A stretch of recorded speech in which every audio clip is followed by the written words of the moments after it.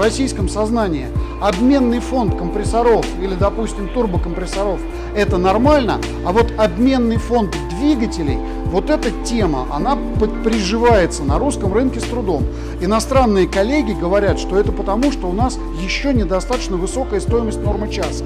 Как это связано, я не знаю, но я свято верю, что когда у нас норма часа подрастет, там, не знаю, тысяч до 8-10, тогда обменный фонд моторов будет очень популярной темой. Мы к этому потихонечку идем.